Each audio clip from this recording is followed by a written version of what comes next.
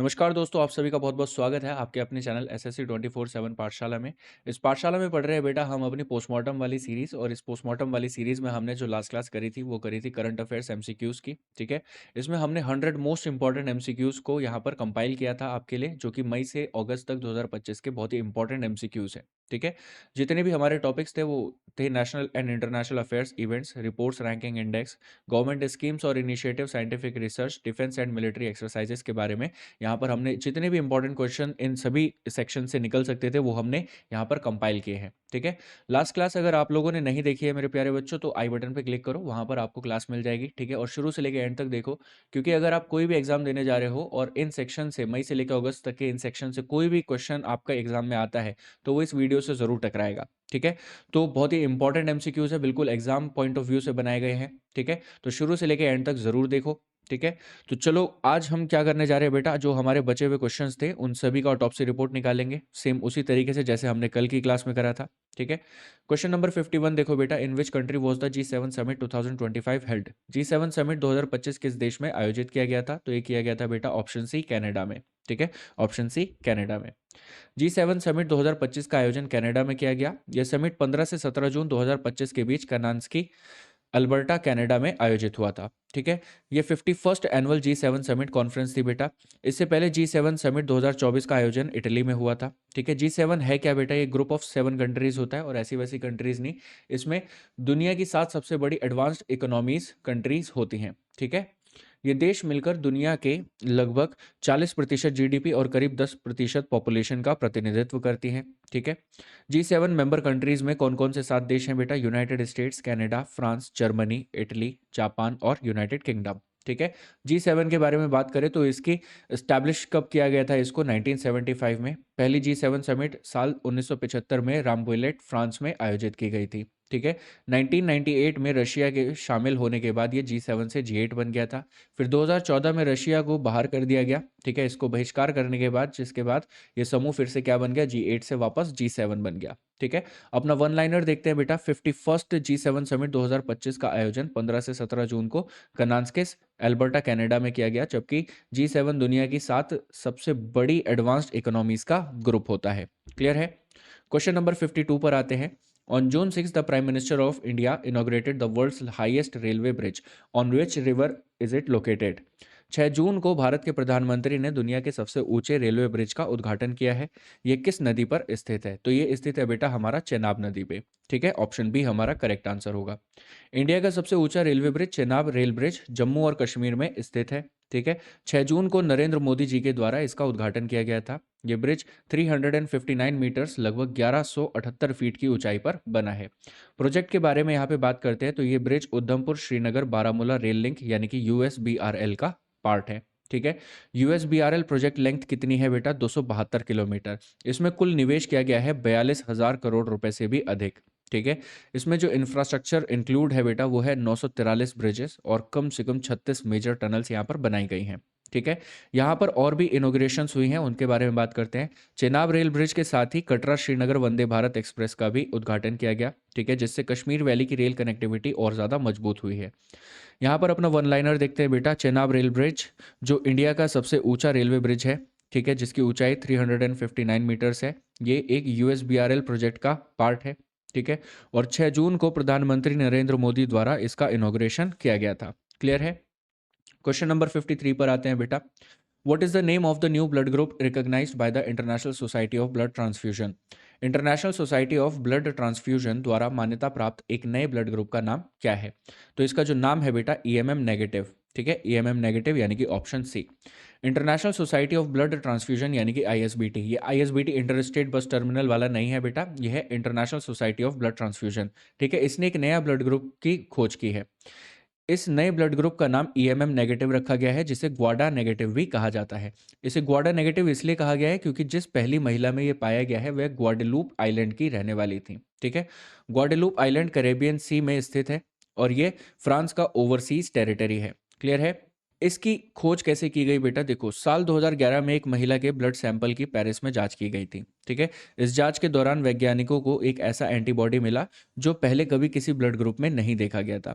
साल 2019 में इस एंटीबॉडी को फॉर्मली आइडेंटिफाई किया गया। ठीक है। अंततः जून 2025 में आईएसबीटी ने इसे आधिकारिक रूप से एक नए ब्लड ग्रुप के रूप में मान्यता दी। ठीक है। वर्तमान में दुनिया में केवल एक ही महिला है जिसमें यह ब्लड टाइप पाया गया है। ईएमएम नेगेटिव या फिर ग्वाडा नेगेटिव जिसे हम कहते हैं, ये क्या है? देखो, इस ब्लड ग्रुप में ईएमएम एंटीजन मौजूद नहीं होता है। ठीक है। सामान्यतः ईएमएम एंटीजन सभी ब्लड टाइप्स की रेड ब्लड सेल्स आरबीसीज में पाया जाता है। ईएमएम एंटीजन का न होना एक्सट्रीमली रेयर माना जाता है। क्लियर है? देखो, international society of blood transfusion यानी कि आईएसबीटी के बारे में बात करते हैं तो ये क्या है बेटा? ये एक साइंटिफिक सोसाइटी है। ठीक है। ये ब्लड से संबंधित रिसर्च गाइडलाइंस और न्यू ब्लड ग्रुप्स की रिकॉग्निशन का कार्य करती है। इसकी स्थापना हुई थी बेटा 1935 में और इसका हेडक्वार्टर्स है बेटा एम्स्टरडैम, नीदरलैंड्स में। ठीक है। यहाँ के प्रेसिडेंट की बात करें तो इनका नाम है पियर टाइबरगीन। ठीक है। अब इसको कैसे प्रोनाउंस करते हैं इस वाले शब्द को, तो ये आप खुद देख लेना। एग्जाम ओरिएंटेड वन लाइनर की बात करें बेटा तो आईएसबीटी ने जून 2025 में ईएमएम नेगेटिव या फिर ग्वाडा नेगेटिव नामक एक नए और अत्यंत दुर्लभ यानी कि रेयर ब्लड ग्रुप को मान्यता दी है। ठीक है। जो अब तक केवल एक ही महिला में पाया गया है। क्लियर है? क्वेश्चन नंबर 54 पर आते हैं बेटा। Kitchen and Minar wetlands have recently received the Ramsar tag. In which state are these sites located? Khichan और मिनार वेटलैंड्स को हाल ही में रामसर टैग मिला है।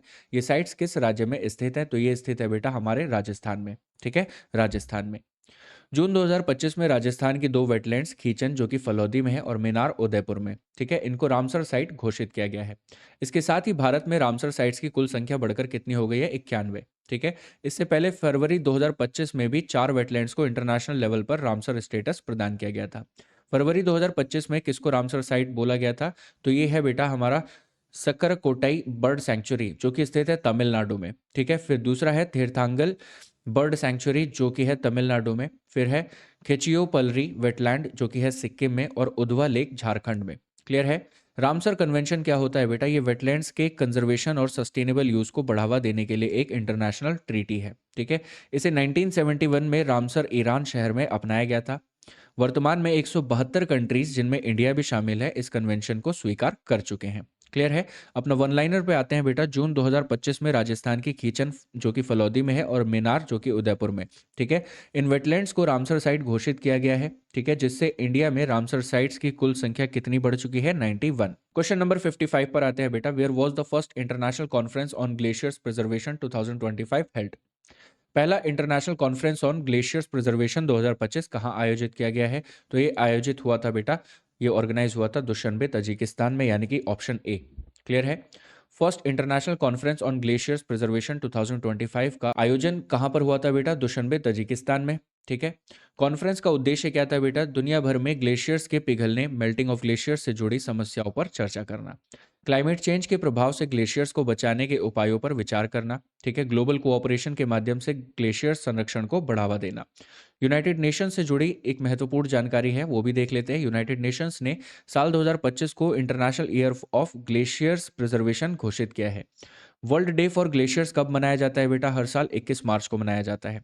यह दिवस पहली बार 2025 में ही मनाया भी गया है। ठीक है। तजिकिस्तान के बारे में बात करें तो बेटा ये सेंट्रल एशिया के रीजन में आता है। ठीक है। इसका कैपिटल जो है वो है दुशनबे और यहाँ पे जो करेंसी चलती है बेटा वो है सोमोनी। ठीक है। और प्रेसिडेंट के बारे में बात करें तो उनका नाम है इमोमली रहमोन। ठीक है। और प्राइम मिनिस्टर के बारे में बात करें तजिकिस्तान के तो उनका नाम है कोखिर रसुलजोदा। क्लियर है? अपना वन लाइनर देखते हैं बेटा। First international conference on glaciers preservation 2025 का आयोजन दुशनबे तजिकिस्तान में किया गया था। ठीक है। यूएन ने 2025 को international year of glaciers preservation घोषित किया है। क्लियर है? क्वेश्चन नंबर 56 देखो बेटा। Which district in India has become the first to be fully powered by solar energy? भारत का कौन सा जिला पूरी तरह सौर ऊर्जा से संचालित होने वाला पहला जिला बना है? तो ये है बेटा हमारा ऑप्शन सी, दीव। ठीक है। दीव। दीव हाल ही में भारत का पहला डिस्ट्रिक्ट बन गया है जिसने अपनी पूरी इलेक्ट्रिसिटी डिमांड को सोलर एनर्जी से पूरा किया है। वर्तमान में दीव में कुल 11.88 मेगावाट सोलर पावर कैपेसिटी उपलब्ध है। ठीक है। यह उपलब्धि पीएम सूर्य घर मुफ्त बिजली योजना के अंतर्गत हासिल की गई है। पीएम सूर्य घर मुफ्त बिजली योजना के बारे में बात करें तो इस योजना की शुरुआत नरेंद्र मोदी जी के द्वारा 15 फरवरी 2024 को ही की गई थी। ठीक है। इस स्कीम का उद्देश्य है देश के 1 करोड़ हाउस होल्ड्स को हर महीने 300 यूनिट्स फ्री इलेक्ट्रिसिटी उपलब्ध कराना है। इसके तहत रूफटॉप सोलर पैनल्स लगाने पर 40% तक सब्सिडी प्रदान की जाती है। ठीक है। बजट 2024 से 25 में इस योजना के लिए 20,000 करोड़ रुपए का प्रावधान भी किया गया है। वन लाइनर देखते हैं बेटा। दीव भारत का पहला डिस्ट्रिक्ट बन गया है जिसने पीएम सूर्य घर मुफ्त बिजली योजना के तहत 11.88 मेगावाट सोलर पावर से अपनी पूरी बिजली आवश्यकता को पूरा किया है। क्लियर है। ये सारी की सारी डिटेल्स आपको पीडीएफ में भी मिल जाएंगी बेटा। ठीक है। और पीडीएफ आपको कहाँ मिलेगी? हमारे टेलीग्राम चैनल पे। ठीक है। टेलीग्राम चैनल आपको कहाँ मिलेगा? डिस्क्रिप्शन के लिंक में। ठीक है। डिस्क्रिप्शन में जब आप जाएंगे तो वहाँ पे आपको टेलीग्राम चैनल का लिंक मिल जाएगा, उस पर क्लिक कीजिए। ठीक है। टेलीग्राम चैनल को ज्वाइन कीजिए और वहीं पे आपको ये सारी पीडीएफ अवेलेबल मिलेंगी। ठीक है। क्वेश्चन नंबर 57 पर आते हैं बेटा। Which state has become the first in India to introduce a mobile-based e-voting facility? Mobile आधारित ई वोटिंग सुविधा शुरू करने वाला भारत का पहला राज्य कौन सा बना है? तो ये बना था हमारा बेटा बिहार। ठीक है। Option B Bihar. बिहार देश का पहला स्टेट बन गया है जिसने ई वोटिंग फैसिलिटी की शुरुआत की है। ठीक है। ये सुविधा 28 जून 2025 को होने वाले अर्बन बॉडी इलेक्शंस के लिए लागू की गई है। How will e voting work? ये कैसे काम करेगा बेटा? ये e voting app Bihar election commission द्वारा विकसित किया गया है। ठीक है। इस ऐप की मदद से मतदाता घर बैठे वोट कर सकेंगे। मतदाता की पहचान लाइव फेशियल रिकॉग्निशन तकनीक के माध्यम से वेरीफाई की जाएगी। अब इसमें कौन कौन लोग वोट कर सकते हैं? देखो 4 प्रकार की कैटेगरीज हैं। ठीक है। Migrant labourers, pregnant women, senior citizen और सिक पीपल। ठीक है। जो लोग दूसरे शहरों में काम कर रहे हैं, ठीक है, वो लोग यहाँ पर लेबर्स जो है हमारे, वो क्लास जो है वो यहाँ पर ई वोटिंग की मदद से वोट कर सकती है। प्रेग्नेंट वुमेन्स जिनको दिक्कत होती है बूथ तक पहुँचने में। ठीक है। सीनियर सिटीजन जो वृद्ध लोग हैं उनको भी डेफिनेटली दिक्कत होती है, किसी के जोड़ों में दर्द है और कुछ बहुत ज़्यादा वृद्ध होते हैं, लेकिन वोट करना ज़रूरी है भले ही वो किसी को भी जाए। ठीक है। तो उन सभी लोगों को, जो लोग बीमार हैं, ये सभी लोग इस एप्लीकेशन का उपयोग कर सकते हैं ई वोटिंग के लिए। ठीक है। यहाँ पर अपना वन लाइनर देखते हैं बेटा। बिहार देश का पहला राज्य बना है जिसने अर्बन बॉडी इलेक्शन 2025 के लिए लाइव फेशियल रिकॉग्निशन आधारित ई वोटिंग फैसिलिटी शुरू की थी। क्वेश्चन नंबर 58 पर आते हैं बेटा। Which two languages have been recognised as official languages of Ladakh for the first time under the Ladakh official language act 2025? Ladakh official language act 2025 के तहत पहली बार लद्दाख की आधिकारिक भाषाओं के रूप में किन 2 भाषाओं को मान्यता दी गई है? तो ये है हमारा बेटा आंसर, भोती एंड पुर्गी। ठीक है। ऑप्शन डी जो है वो हमारा करेक्ट आंसर होगा। जून 2025 में द्रौपदी मुर्मू ने लद्दाख ऑफिशियल लैंग्वेज एक्ट 2025 को स्वीकृति प्रदान की। इस एक्ट के तहत लद्दाख में कुल 5 ऑफिशियल लैंग्वेजेस घोषित की गई हैं। ठीक है। लद्दाख की ऑफिशियल लैंग्वेजेस में कौन कौन सी भाषाएं हैं? हिंदी, इंग्लिश, उर्दू और जो अभी 2 नई ऐड हुई हैं वो है भोती एंड पुर्गी। ठीक है। हिंदी, इंग्लिश और उर्दू पहले से ही ऑफिशियल लैंग्वेजेस थी, जबकि भोती और पुर्गी लैंग्वेजेस को पहली बार आधिकारिक मान्यता दी गई है। क्लियर है। भोती लैंग्वेज मुख्य रूप से लेह रीजन में बोली जाती है और पुर्गी लैंग्वेज का प्रयोग कारगिल रीजन में किया जाता है। ठीक है। अपना वन लाइनर देखते हैं बेटा। प्रेसिडेंट द्रौपदी मुर्मू ने जून 2025 में लद्दाख ऑफिशियल लैंग्वेज एक्ट 2025 को मंजूरी दी, जिसके तहत भोती और पुर्गी सहित कुल 5 ऑफिशियल लैंग्वेजेस घोषित कर दी गई हैं। क्लियर है। क्वेश्चन नंबर 59 पर आते हैं बेटा। In which country was IATA's world air transport summit 2025 held? IATA का वर्ल्ड एयर ट्रांसपोर्ट समिट 2025 किस देश में आयोजित किया गया था? तो ये आयोजित हुआ था बेटा न्यू दिल्ली, इंडिया में। ठीक है। ऑप्शन सी हमारा करेक्ट आंसर होगा। जून 2025 में 42 वर्षों बाद, ठीक है, इंटरनेशनल एयर ट्रांसपोर्ट एसोसिएशन यानी कि IATA की एनुअल जनरल मीटिंग और वर्ल्ड एयर ट्रांसपोर्ट समिट वॉट्स का आयोजन एक बार फिर न्यू दिल्ली में किया गया। ठीक है। इससे पहले ये दोनों कॉन्फ्रेंसेस भारत में 1983 में आयोजित हुई थी। ठीक है। IATA एनुअल जनरल मीटिंग क्या है बेटा? ये IATA की एनुअल मीटिंग होती है। ठीक है। हर साल इसे अलग अलग कंट्रीज में आयोजित किया जाता है। इसका एम होता है एविएशन इंडस्ट्री से जुड़े मुद्दों पर पॉलिसीज पर चर्चा और फॉर्मुलेशन करना। ठीक है। ये पहली बार हुआ था बेटा 1945 में। ठीक है। और कहाँ पर हुआ था? मॉन्ट्रियल, कनाडा में। ठीक है। वर्ल्ड एयर ट्रांसपोर्ट समिट के बारे में बात करें तो ये एविएशन इंडस्ट्री से जुड़ी दुनिया की सबसे बड़ी कॉन्फ्रेंस मानी जाती है। ठीक है। इसे IATA AGM के साथ ही आयोजित किया जाता है। इसको ऑर्गेनाइज किया जाता है इंटरनेशनल एयर ट्रांसपोर्ट एसोसिएशन द्वारा। ठीक है। इंटरनेशनल एयर ट्रांसपोर्ट एसोसिएशन क्या है बेटा? ये एविएशन इंडस्ट्री का एक बिजनेस ऑर्गेनाइजेशन होता है। ठीक है, इसकी स्थापना हुई थी 1945 में। ठीक है, इसका हेडक्वार्टर्स है मॉन्ट्रियल कनाडा में। ठीक है, और इसमें कितने मेंबर्स हैं? 120 कंट्रीज इसमें मेंबर्स हैं और 340 प्लस एयरलाइंस इसमें मेंबर्स हैं। क्लियर है? वन लाइनर पे आते हैं बेटा अपने। जून 2025 में 42 साल बाद IATA की एनुअल जनरल मीटिंग और वर्ल्ड एयर ट्रांसपोर्ट समिट का आयोजन न्यू दिल्ली में किया गया। ठीक है, जबकि इससे पहले आयोजन 1983 में भारत में हुआ था। क्लियर है? क्वेश्चन नंबर 60 पर आते हैं बेटा जल्दी से। Which state has launched the विथूट एफोरेस्टेशन प्रोग्राम? विथूट एफोरेस्टेशन प्रोग्राम किस राज्य ने शुरू किया है? तो ये शुरू किया है बेटा हमारा केरला ने। ठीक है, ऑप्शन सी हमारा सही आंसर है। केरला में विथूट एफोरेस्टेशन प्रोग्राम की शुरुआत की गई है। ठीक है, इस प्रोग्राम का मुख्य उद्देश्य ग्रीन कवर को बढ़ाना और ह्यूमन वाइल्ड लाइफ कॉन्फ्लिक्ट को कम करना है। ठीक है, प्रोग्राम की मुख्य विशेषताएं यहाँ पर मेंशन है, चलो इसे भी पढ़ लेते हैं। इस योजना के तहत ड्रोन्स और हेलीकॉप्टर्स की सहायता से विभिन्न क्षेत्रों में प्लांट सीड्स डाले जाएंगे। ठीक है, हर क्षेत्र के क्लाइमेट और सॉइल कंडीशन के अनुसार बीजों का चयन किया गया है ताकि ग्रीन कवर सही तरीके से विकसित हो सके। इससे जंगलों का विस्तार होगा और इंसानों व वन्य जीवों के बीच टकराव की घटनाएं कम होंगी। ठीक है, इसे लॉन्च किया गया है किसके द्वारा? ये प्रोग्राम जो है केरला फॉरेस्ट डिपार्टमेंट द्वारा लॉन्च किया गया है। ठीक है, यहाँ पर अपना वन लाइनर देखते हैं बेटा। विथूट एफोरेस्टेशन प्रोग्राम को केरला फॉरेस्ट डिपार्टमेंट द्वारा लॉन्च किया गया है, जिसके तहत ड्रोन्स और हेलीकॉप्टर से सीड्स डालकर ग्रीन कवर बढ़ाने और ह्यूमन वाइल्ड लाइफ कॉन्फ्लिक्ट को कम करने का लक्ष्य रखा गया है। क्लियर है? क्वेश्चन नंबर 61 पर आते हैं बेटा। ऊजो feni has been granted the geographical indication tag GI tag. This beverage is associated with which Indian state? ओजोफेनी को GI टैग प्रदान किया गया है। ठीक है, यह पेय किस भारतीय राज्य से जुड़ा हुआ है? तो ये जुड़ा हुआ है बेटा गोवा से। ठीक है, ये जुड़ा हुआ है गोवा से। देखो, ओजोफेनी गोवा राज्य का एक ट्रेडिशनल अल्कोहलिक ड्रिंक है। ठीक है, ये मुख्य रूप से गोवा कल्चर और स्थानीय परंपराओं से जुड़ा हुआ ड्रिंक है।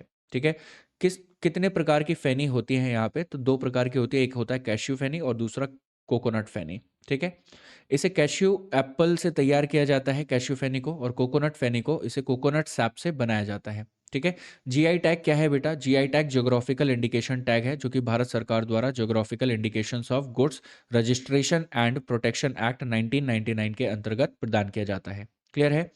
GI टैग किसी उत्पाद की ज्योग्राफिकल आइडेंटिटी, क्वालिटी और ट्रेडिशनल वैल्यू को दर्शाता है। पहला GI टैग भारत में कब और किस चीज़ को दिया गया था? तो दार्जिलिंग टी को दिया गया था, जो कि एग्रीकल्चरल प्रोडक्ट है। ठीक है, और किस राज्य से स्थित संबंध रखता है? वेस्ट बंगाल से। और कौन से साल में ये GI टैग मिला था बेटा? 2004 से 5 में। ठीक है, वन लाइनर की बात करें बेटा तो ऊजो फेनी गोवा का एक ट्रेडिशनल अल्कोहलिक ड्रिंक है, जो कैशियो फेनी और कोकोनट फेनी दो प्रकार का होता है। जबकि इंडिया का पहला GI टैग किसको दिया गया था? दार्जिलिंग टी को मिला था। क्लियर है? क्वेश्चन नंबर 62 पर आते हैं बेटा। Where has Google launched its world's fourth and Asia's first safety engineering centre GSEC? Google ने दुनिया का चौथा और एशिया का पहला सेफ्टी इंजीनियरिंग सेंटर GSEC कहाँ लॉन्च किया है? तो ये लॉन्च किया है बेटा ऑप्शन बी हैदराबाद में। ठीक है, हैदराबाद में। गूगल ने हैदराबाद तेलंगाना में एशिया का पहला और दुनिया का चौथा Google safety engineering centre launch किया है।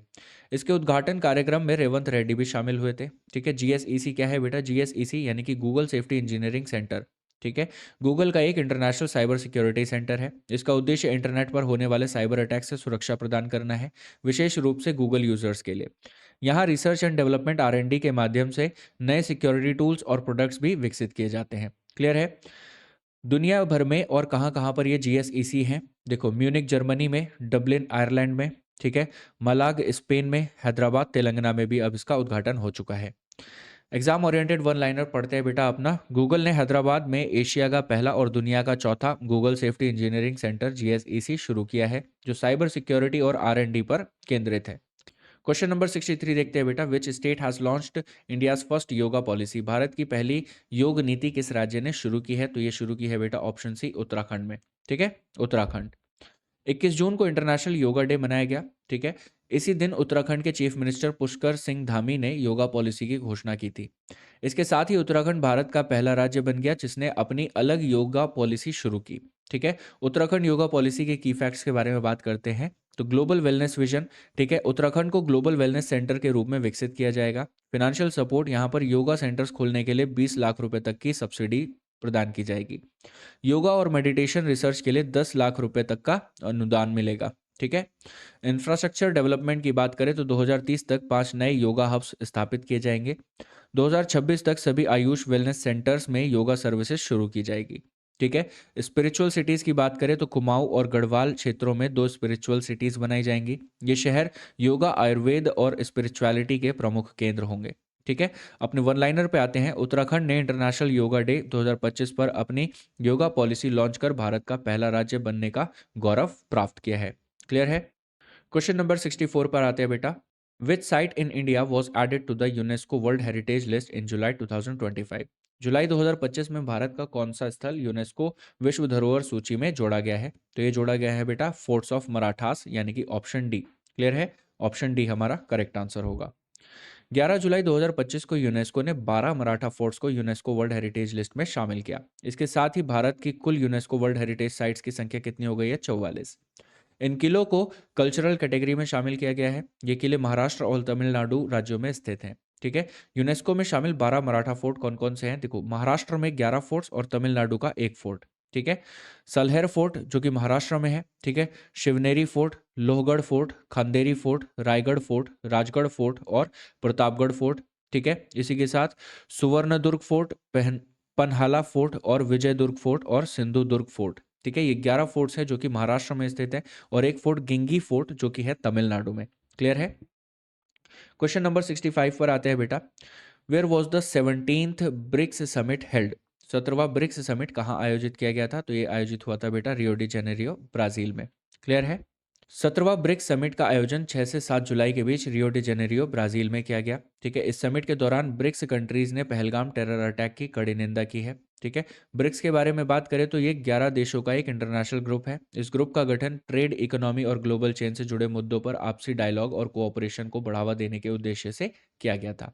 यहाँ पर अभी कुल 11 कंट्रीज हैं। ठीक है। ये यहाँ पर नाम मेंशन है, और अगर आपको इन नामों के बारे में डिटेल में पढ़ना है तो कल की क्लास देख कर आइए। ठीक है। ऊपर आई बटन पर क्लिक कीजिए, आपको यहाँ पर जो हमारी लास्ट क्लास है वो मिल जाएगी। वहाँ पर हमने इसके बारे में बहुत ही डिटेल में पढ़ रखा है। ठीक है। ब्रिक्स के बारे में अगर बात करें तो इसकी स्थापना हुई थी 16 जून 2009 में। ठीक है। शुरुआत में इस ग्रुप का नाम क्या था? ब्रिक था, BRIC। ठीक है। 2010 में साउथ अफ्रीका के शामिल होने के बाद इसका नाम बदलकर ब्रिक्स कर दिया गया। ठीक है। ब्रिक्स हर साल एक एनुअल समिट का आयोजन करता है। ब्रिक्स समिट जो बहुत ही इंपॉर्टेंट समिट्स हैं वो कब कब हुए थे? देखो, फर्स्ट ब्रिक्स समिट हुआ था रशिया में। ठीक है। 16 जून 2009 में। और जो सबसे इंपॉर्टेंट है वो है 16वां ब्रिक्स समिट। ठीक है। ये हुआ था कजान, रशिया में, जो कि हुआ था 2024 में। ठीक है। और जो अभी लेटेस्ट हुआ है यानी कि 17वां ब्रिक्स समिट, वो हुआ है रियो डी जेनेरियो, ब्राजील में। ठीक है। यहाँ पर अपना वन लाइनर देखते हैं बेटा। ब्रिक्स एक इंपॉर्टेंट इंटरनेशनल प्लेटफॉर्म है जहां मेंबर कंट्रीज मिलकर ट्रेड, इकोनॉमी और ग्लोबल इश्यूज पर डिस्कशन और कोऑपरेशन को बढ़ावा देते हैं। क्लियर है। चलिए आगे आते हैं अपने क्वेश्चन नंबर 66 पे। देखो, what is the annual budget allocation for the prime minister Dhan Dhanya Krishi Yojana approved for the 2025 to 26 period? 2025-26 अवधि के लिए स्वीकृत प्रधानमंत्री धन धान्य कृषि योजना की वार्षिक बजट राशि कितनी है? तो फटाफट से बताओ इसका आंसर क्या होगा कमेंट करके। ठीक है। कमेंट करो और बताओ जल्दी से इसका आंसर क्या होगा, क्योंकि इसके बारे में हम पहले ही पढ़ चुके हैं। क्वेश्चन नंबर 67 पर आते हैं बेटा। Where has India's one airport one product initiative been launched? भारत की वन एयरपोर्ट वन प्रोडक्ट पहल कहाँ शुरू की गई है? तो ये शुरू की गई है बेटा टूटिकोरिन एयरपोर्ट, जो कि स्थित है कहाँ पर? तमिलनाडु में। क्लियर है। नरेंद्र मोदी ने one airport one product initiative की शुरुआत ट्यूटिकोरिन एयरपोर्ट तमिलनाडु से की है। ठीक है। इस इनिशिएटिव का मुख्य उद्देश्य एयरपोर्ट्स को रीजनल प्रोडक्ट्स के एक्सपोर्ट हब के रूप में विकसित करना है। ठीक है। ये पहल मिनिस्ट्री ऑफ सिविल एविएशन द्वारा शुरू की गई है। फिलहाल इसे टूटिकोरिन एयरपोर्ट पर पायलट प्रोजेक्ट के रूप में लॉन्च किया गया है। ठीक है। पायलट प्रोजेक्ट की सफलता के बाद इसे देश के अन्य एयरपोर्ट्स पर भी लागू किया जाएगा। देखो, what will be done under this initiative? इस इनिशिएटिव के अंतर्गत क्या क्या किया जाएगा? सबसे पहले उपयुक्त एयरपोर्ट्स का चयन किया जाएगा। ठीक है। इसके बाद उस एयरपोर्ट रीजन के मुख्य प्रोडक्ट की पहचान की जाएगी। एयरपोर्ट्स पर इंफ्रास्ट्रक्चर, कोल्ड स्टोरेज और पैकेजिंग फैसिलिटीज विकसित की जाएंगी। ठीक है। अंत में उस रीजनल प्रोडक्ट को वर्ल्ड वाइड एक्सपोर्ट भी किया जाएगा। क्लियर है। वन लाइनर देखते हैं बेटा। यहाँ पे हमारा one airport one product initiative एक इंपॉर्टेंट गवर्नमेंट इनिशिएटिव है, जिसका उद्देश्य क्या है? एयरपोर्ट्स को रीजनल प्रोडक्ट्स के एक्सपोर्ट हब के रूप में विकसित करना। क्लियर है। क्वेश्चन नंबर 68 पर आते हैं बेटा। In which state has the Gajmitra initiative been launched to address human development conflicts? मानव हाथी संघर्ष को संबोधित करने के लिए गजमित्र पहल किस राज्य ने शुरू की है? तो ये शुरू की है बेटा हमारी आसाम ने। ठीक है, ये शुरू की है आसाम ने। ऑप्शन डी हमारा करेक्ट आंसर होगा। चलो इसकी डिटेल्स यहाँ पर पढ़ते हैं। गजमित्र इनिशिएटिव की शुरुआत जो है वो आसाम गवर्नमेंट द्वारा की गई है। ठीक है, आसाम गवर्नमेंट द्वारा की गई है। इस इनिशिएटिव को शुरू करने का मुख्य उद्देश्य ह्यूमन एलिफेंट कॉन्फ्लिक्ट को कम करना है। यह पहल आसाम के 5 डिस्ट्रिक्ट में लागू की गई है फिलहाल। इस इनिशिएटिव के अंतर्गत क्या किया जाएगा बेटा? इसके तहत फॉरेस्ट एरिया को और अधिक ग्रीन बनाया जाएगा ताकि एलिफेंट्स को भोजन के लिए दूसरी जगहों पर ना जाना पड़े। ठीक है, एलिफेंट्स के लिए कई कॉरिडोर्स बनाए जाएंगे जिससे उनकी सुरक्षित आवाजाही सुनिश्चित हो सके। स्थानीय लोगों को एलिफेंट्स और उनके बिहेवियर के बारे में जागरूक किया जाएगा। एआई कैमरास लगाए जाएंगे और जैसे ही कोई एलिफेंट दिखाई देगा वो कैमरा आसपास के क्षेत्र में तुरंत क्या कर देगा? अलर्ट भेज देगा। ठीक है, यहाँ पर वन लाइनर की बात करें बेटा तो गजमित्र इनिशिएटिव एक इंपॉर्टेंट स्टेट लेवल इनिशिएटिव है जिसका उद्देश्य ह्यूमन एलिफेंट कॉन्फ्लिक्ट को कम करना है और एलिफेंट्स की सेफ्टी सुनिश्चित करना है। क्लियर है? क्वेश्चन नंबर 69 पर आते हैं बेटा। Which country in the Amazon region has been declared malaria free by the world health organisation WHO? Amazon क्षेत्र का कौन सा देश विश्व स्वास्थ्य संगठन WHO द्वारा मलेरिया मुक्त घोषित किया गया है? ये घोषित किया गया है बेटा सूरीनाम। ठीक है, ऑप्शन डी हमारा करेक्ट आंसर होगा। वर्ल्ड हेल्थ ऑर्गेनाइजेशन WHO ने सूरीनाम को मलेरिया फ्री घोषित किया है। ठीक है, इसके साथ ही सूरीनाम अमेजोन रीजन का पहला देश बन गया है जिसे मलेरिया फ्री घोषित किया गया है। WHO द्वारा सूरीनाम को मलेरिया फ्री सर्टिफिकेशन मिलने के बाद ये दुनिया का 46वां देश बन गया है। ठीक है, जिसे यह दर्जा प्राप्त हुआ है। अमेजोन रीजन के बारे में बात करें तो अमेजोन रीजन वह क्षेत्र है जहां अमेजोन रेन फॉरेस्ट और अमेजोन बेसिन स्थित है। ठीक है, इस क्षेत्र में कुल 9 कंट्रीज शामिल है। Brazil, Peru, Colombia, Bolivia, Venezuela, Ecuador, Guyana, Suriname और फ्रेंच गुयाना जो कि फ्रांस का पार्ट है। क्लियर है?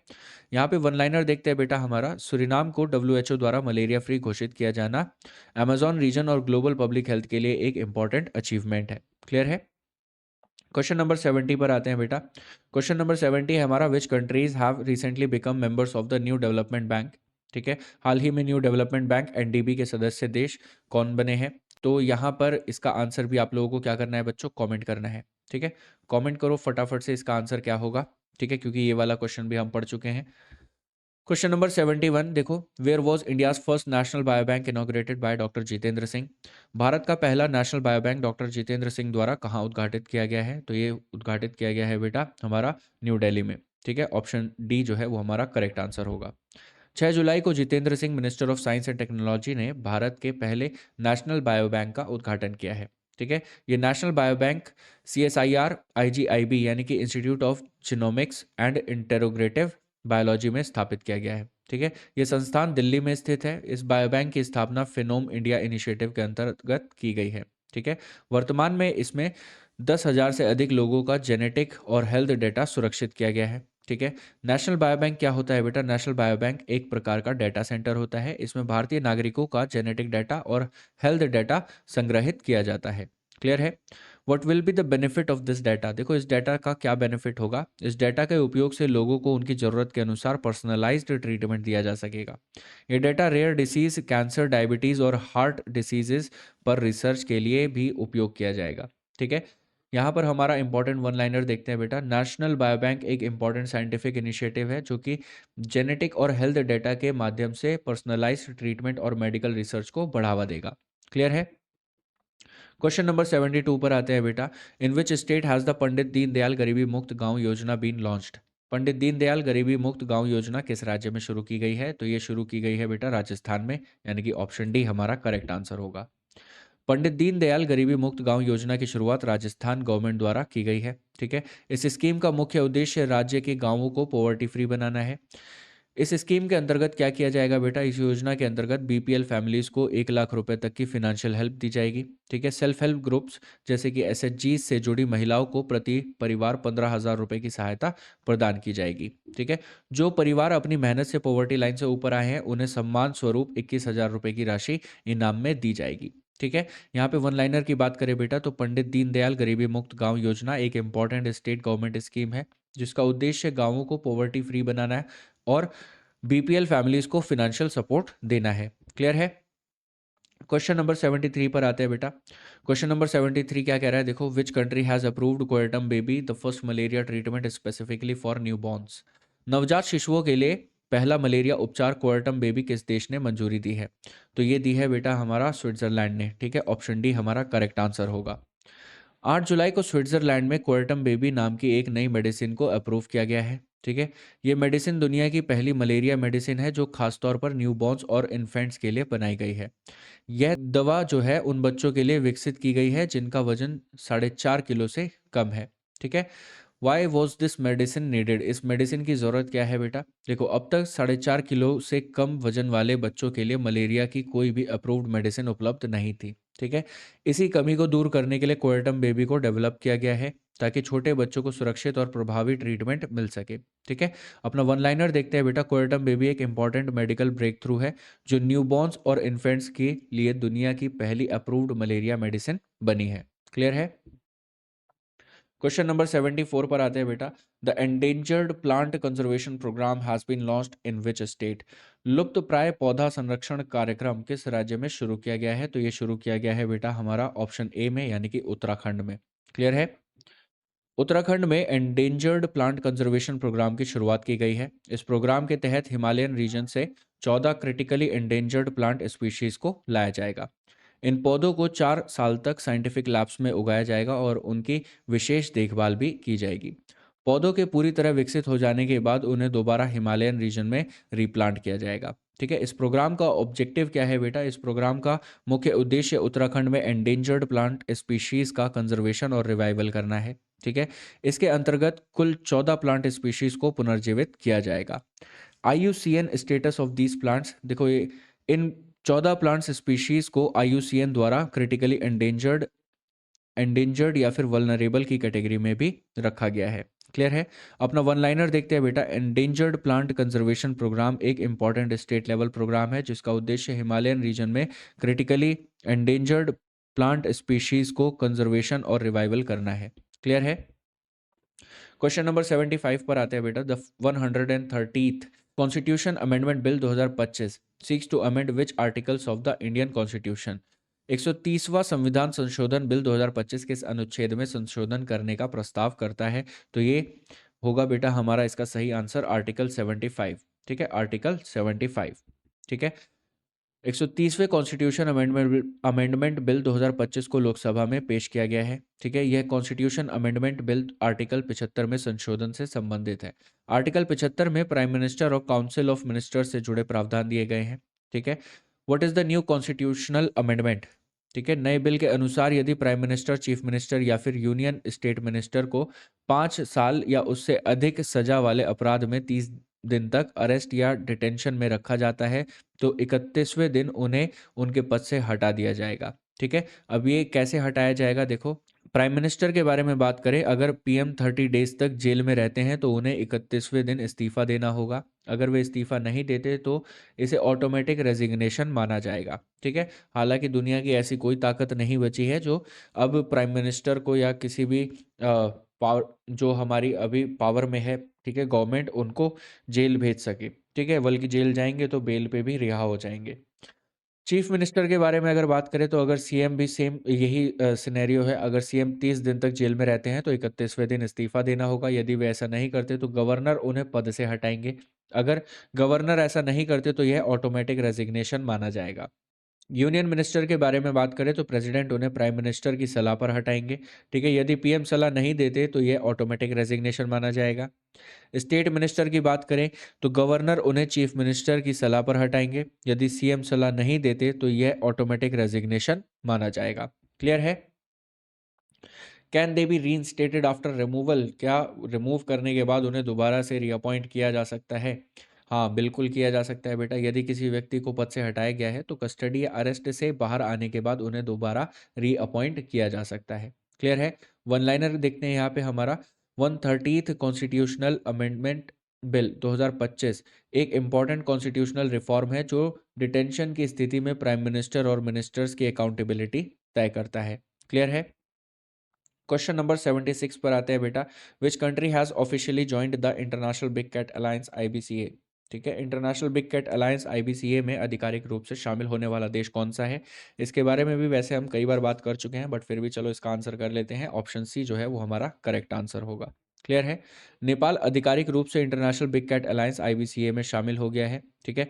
आईबीसीए की स्थापना नरेंद्र मोदी जी के द्वारा अप्रैल 2023 में मैसूरू कर्नाटका में की गई थी। ठीक है। About international big cat alliance, देखो इसके बारे में थोड़ी सी बात कर लेते हैं। आईबीसीए एक इंटरनेशनल अलायंस है। ठीक है। इसका मुख्य उद्देश्य दुनिया की 7 बड़ी बिल्लियों का कंजर्वेशन करना है, जैसे कि tiger, lion, leopard, snow leopard, puma, jaguar और चीता। ठीक है। इसको लॉन्च किया गया था अप्रैल 2023 में प्राइम मिनिस्टर नरेंद्र मोदी जी के द्वारा। ठीक है। इसे प्रोजेक्ट टाइगर की 50वीं एनिवर्सरी के अवसर पर लॉन्च किया गया था। क्लियर है? क्वेश्चन नंबर 77 पर आते हैं बेटा। The Dorjilung hydro power project is being developed jointly between which countries? Dorjilung hydro power project किन देशों के बीच संयुक्त रूप से बनाया जा रहा है? तो ये बनाया जा रहा है बेटा हमारा ऑप्शन ए, भूटान और इंडिया। ठीक है। भूटान और इंडिया के सहयोग से डोरजिलंग हाइड्रो पावर प्रोजेक्ट के निर्माण कार्य की शुरुआत हो चुकी है। ठीक है। ये एक हाइड्रो पावर प्रोजेक्ट है जो कि भूटान और इंडिया के बीच सहयोग से बनाया जा रहा है। इस परियोजना का निर्माण पब्लिक प्राइवेट पार्टनरशिप यानी कि ट्रिपल पी मॉडल के तहत किया जा रहा है। ठीक है। ये परियोजना भूटान में कुरी चू रिवर पर बनाई जा रही है। इस परियोजना के लिए वर्ल्ड बैंक द्वारा फंडिंग की जा रही है। ठीक है। डोरजिलंग हाइड्रो पावर प्रोजेक्ट की कुछ की फैक्ट्स के बारे में बात करते हैं। इसका लोकेशन होगा बेटा भूटान। ठीक है। और ये किस नदी पर स्थित है? कुरीचू नदी पे। ठीक है। इसकी कैपेसिटी होगी कुल 1125 मेगावाट। ठीक है। और इसमें जो कॉस्ट लगने वाली है वो है 1.7 बिलियन डॉलर्स। ठीक है। इसके फंडर की बात करें, इसको कौन फंड कर रहा है बेटा? तो इसको फंडिंग मिल रही है वर्ल्ड बैंक से। ठीक है। और डेवलपर्स की बात करें तो ड्रुक ग्रीन पावर कॉरपोरेशन, जो कि भूटान का एक ऑर्गेनाइजेशन है, कॉरपोरेशन है। और दूसरा है हमारा भारतीय टाटा पावर कंपनी लिमिटेड। ठीक है। ये दोनों इसके डेवलपर्स हैं। ठीक है। एक्सपेक्टेड कमीशनिंग डेट क्या है बेटा? ये है 2032। क्लियर है? डोरजिलंग हाइड्रो पावर प्रोजेक्ट एक important India Bhutan joint initiative है जो क्लीन एनर्जी प्रोडक्शन और रीजनल पावर कोऑपरेशन को बढ़ावा देगा। क्लियर है? चलो क्वेश्चन नंबर 78 पर आ जाते हैं बेटा। Where was the first BIMSTEC traditional music festival organised?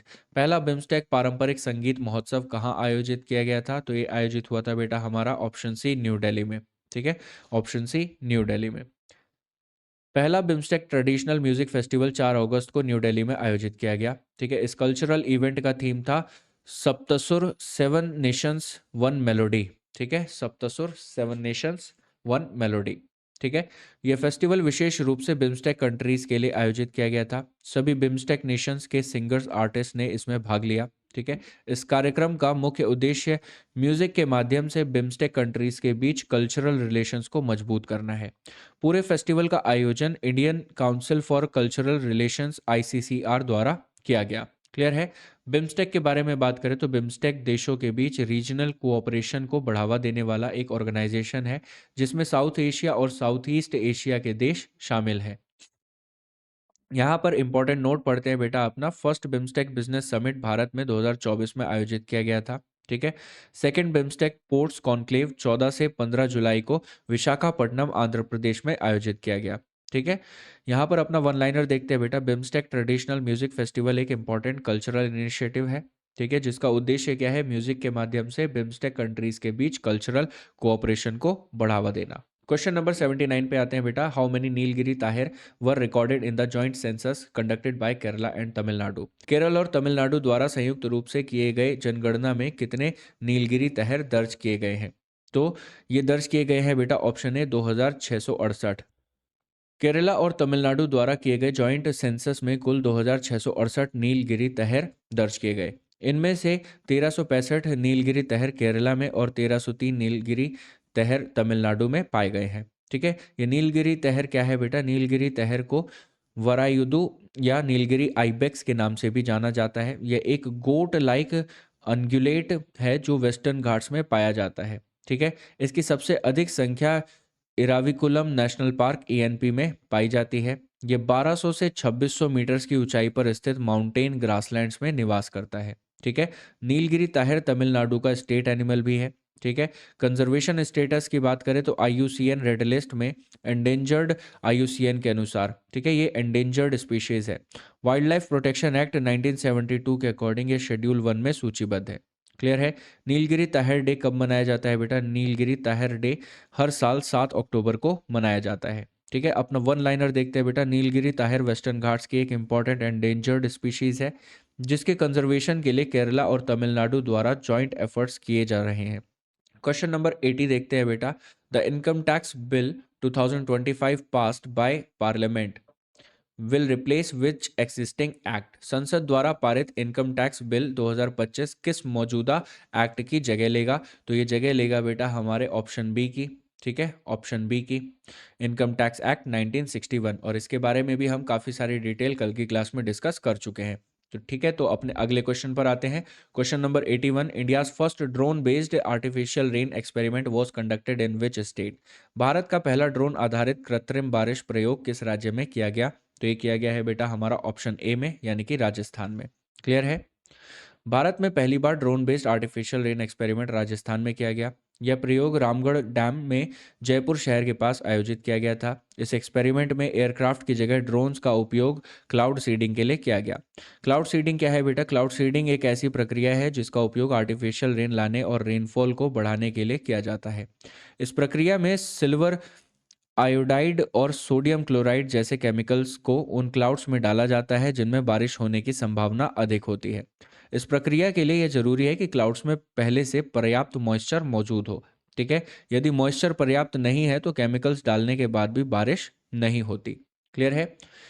Importance of this experiment, देखो इस एक्सपेरिमेंट का महत्व क्या है बेटा? ड्रोन बेस्ड टेक्नोलॉजी के उपयोग से कॉस्ट इफेक्टिव, प्रिसाइज और एनवायरनमेंट फ्रेंडली तरीके से आर्टिफिशियल रेन कराना संभव हो सकता है।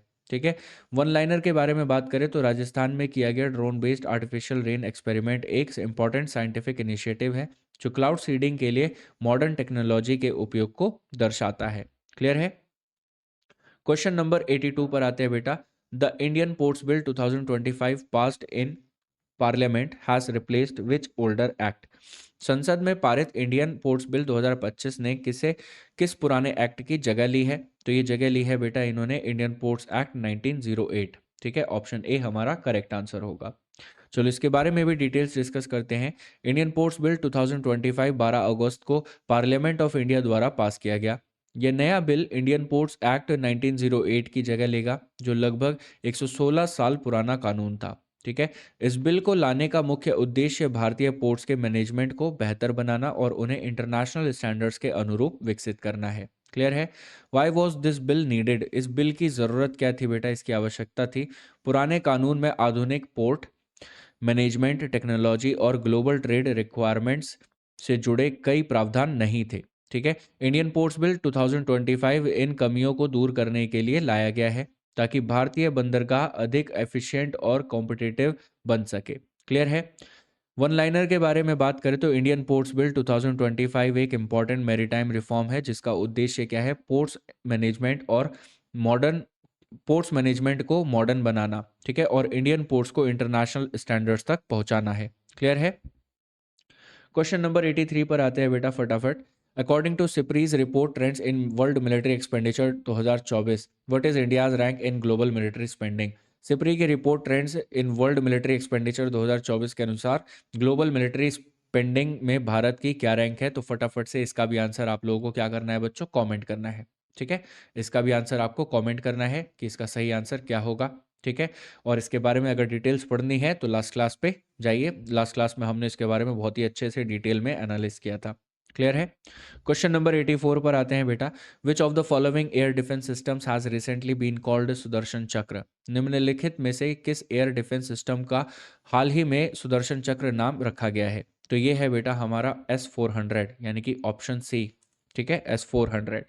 ऑपरेशन सिंदूर के बाद पाकिस्तान ने 8 मई की सुबह नॉर्दर्न और वेस्टर्न इंडिया में स्थित भारतीय मिलिट्री साइट्स पर ड्रोन्स और मिसाइल्स में हमला किया। ठीक है, भारत ने इन हमलों को इंटीग्रेटेड काउंटर UAS ग्रिड और S-400 मिसाइल सिस्टम की मदद से पूरी तरह न्यूट्रलाइज कर दिया। S-400 मिसाइल सिस्टम्स को उसकी एडवांस डिफेंसिव कैपेबिलिटी के कारण भारत का सुदर्शन चक्र भी कहा गया है। क्लियर है। इसके बारे में देखो थोड़ी सी डिटेल डिस्कस करते हैं। ये जो S-400 मिसाइल सिस्टम है हमारा, S-400 एक surface to air missile system है जिसे रशिया द्वारा 1990s में डेवलप किया गया था। ये S-300 सिस्टम का अपग्रेडेड वर्जन है, ठीक है। ये सिस्टम 400 किलोमीटर तक एयरक्राफ्ट और 120 किलोमीटर तक बैलिस्टिक मिसाइल्स को डिटेक्ट करके और उनको डिस्ट्रॉय कर सकता है, ठीक है। S-400 एक साथ 36 टारगेट्स को एंगेज करने में सक्षम है। इंडिया ने 2018 में रशिया के साथ 5 स्क्वाड्रॉन्स के लिए डील साइन की थी। अब तक 3 स्क्वाड्रॉन्स डिलीवर किए जा चुके हैं। प्रत्येक स्क्वाड्रॉन में शामिल होते हैं 8 लॉन्चर्स, ठीक है। 8 लॉन्चर्स, 112 मिसाइल्स और advanced radar systems. Integrated counter US grid क्या है बेटा? ये कोई एक सिंगल सिस्टम नहीं है, बल्कि रडार्स, जैमर्स, लेजर्स आदि का एक इंटीग्रेटेड नेटवर्क है, ठीक है। इसे डीआरडीओ द्वारा डिजाइन किया गया है। इसका मुख्य उद्देश्य ड्रोन अटैक्स को डिटेक्ट, ट्रैक और न्यूट्रलाइज करना है। क्लियर है? वन लाइनर के बारे में बात करें तो S-400 मिसाइल सिस्टम और इंटीग्रेटेड काउंटर यूएस ग्रिड ने इंडिया की एयर डिफेंस कैपेबिलिटी को मजबूत बनाते हुए ड्रोन और मिसाइल थ्रेट्स को इफेक्टिवली न्यूट्रलाइज किया है। क्लियर है? क्वेश्चन नंबर 85 पर आते हैं बेटा। द AMCA programme has been approved by the central government. What is the full form of AMCA? AMCA कार्यक्रम को केंद्र सरकार ने मंजूरी दी है। AMCA का फुल फॉर्म हमसे पूछा गया है, वो क्या है? तो ये है बेटा ऑप्शन बी, यानी कि advance medium combat aircraft. Clear है? AMCA प्रोग्राम का उद्देश्य भारत का अपना 5th जनरेशन फाइटर जेट विकसित करना है, ठीक है, जिसमें स्टेल्थ टेक्नोलॉजी और एडवांस्ड कॉम्बैट कैपेबिलिटीज़ होंगी। ये प्रोग्राम इसलिए शुरू किया गया है क्योंकि भारत की पुरानी फाइटर जेट फ्लीट्स जो है वो धीरे धीरे रिटायर हो रही हैं, ठीक है, और देश को मॉडर्न इंडिजिनस जेट्स की आवश्यकता भी है, ठीक है। की डिटेल्स ऑफ AMCA के बारे में बात करते हैं तो इसका जो फुल नेम है बेटा वो क्या है? Advance medium combat aircraft, AMCA। ये एक 5th generation stealth fighter aircraft होगा, ठीक है। इस प्रोजेक्ट का कुल बजट लगभग 15,000 करोड़ रुपए है, ठीक है। करंट फाइटर जेट्स की बात करें जो अभी भारत के पास हैं, वो वर्तमान में भारत के पास 4.5 जनरेशन फाइटर जेट्स मौजूद हैं, जैसे कि राफेल जो कि है फ्रांस से, ठीक है। Su-30 MKI ये है रशिया का। तेजस इंडिजेनसली डेवलप्ड इन इंडिया, ठीक है, इसका विकास भारत में किया गया है। AMCA प्रोग्राम के सफल होने के बाद Bharat 5th generation fighter aircraft बनने वाला देशों की सूची में शामिल हो गया है। क्लियर है? AMCA प्रोग्राम के महत्व की बात करें तो यह programme self reliance in defence, make in India और एडवांस्ड एरोस्पेस टेक्नोलॉजी को बढ़ावा देगा, ठीक है। इंपॉर्टेंट वन लाइनर देखते हैं यहाँ पे। AMCA प्रोग्राम एक इंपॉर्टेंट डिफेंस इनिशिएटिव है जिसका उद्देश्य इंडिया का अपना 5th generation stealth fighter jet विकसित कर एयर कॉम्बैट कैपेबिलिटी को मजबूत करना है। क्लियर है? क्वेश्चन नंबर 86 पर आते हैं बेटा। Project Kusha being developed by DRDO is related to which of the following?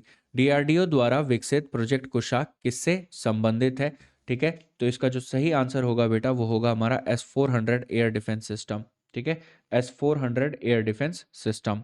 देखो, भारत ने अपनी एयर डिफेंस कैपेबिलिटी को मजबूत करने के लिए प्रोजेक्ट कुशा की शुरुआत की है। इस प्रोजेक्ट का उद्देश्य एक long range indigenous surface to air missile system विकसित करना है जो रशिया के S-400 और इसराइल के आयरन डोम जैसे एडवांस सिस्टम्स के समान होगा। क्लियर है? प्रोजेक्ट कुशा के बारे में बात करें तो ये प्रोजेक्ट DRDO द्वारा डेवलप किया जा रहा है। प्रोजेक्ट कुशा को मौजूदा एयर डिफेंस सिस्टम जैसे आकाश, बराक 8 और S-400 के साथ इंटीग्रेट किया जाएगा।